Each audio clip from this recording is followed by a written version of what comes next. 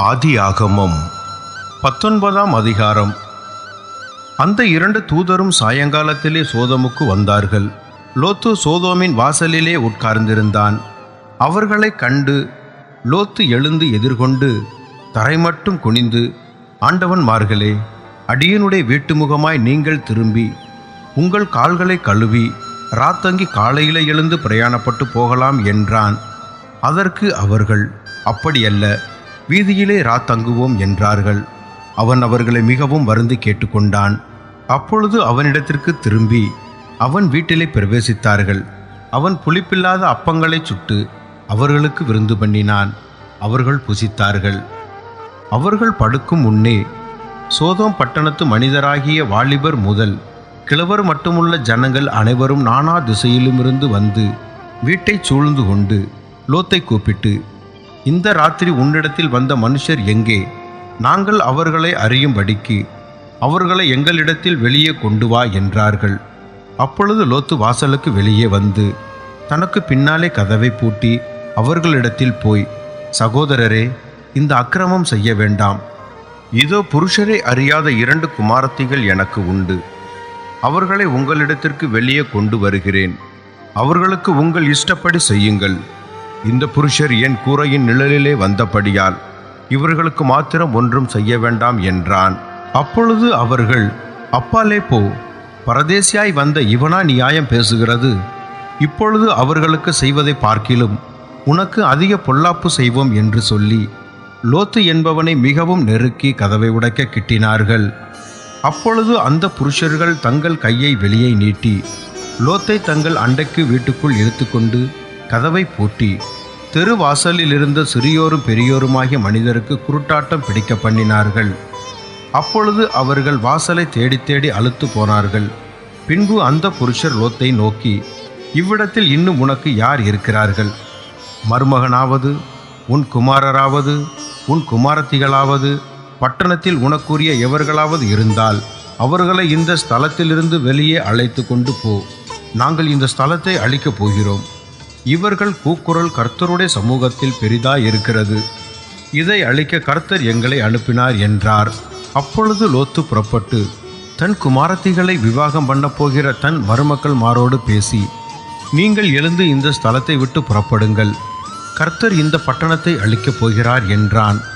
அவனுடைய மருமக்கள்மாரின் பார்வைக்கு அவன் பரியாசம் பண்ணுகிறதாக கண்டது.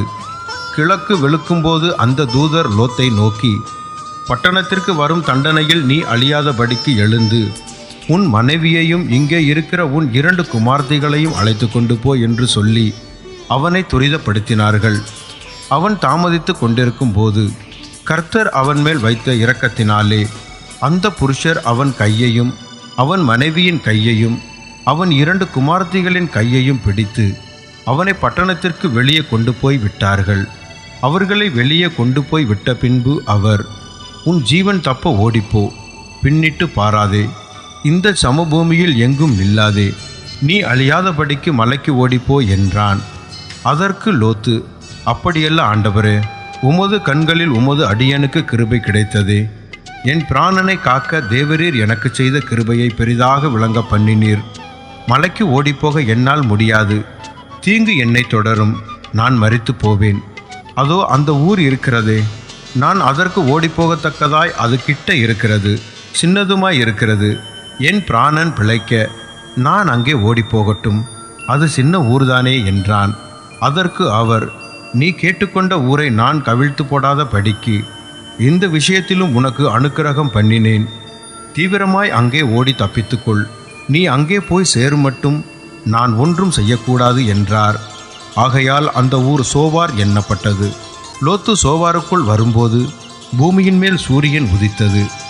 அப்பொழுது கர்த்தர் சோதோமின் மேலும் கொமோராவின் மேலும் கர்த்தராலே வானத்திலிருந்து கந்தகத்தையும் அக்னியையும் வருஷிக்க பண்ணி அந்த பட்டணங்களையும் அந்த சமபூமி அனைத்தையும் அந்த பட்டணங்களில் எல்லா குடிகளையும் பூமியின் பயிரையும் அழித்து போட்டார்.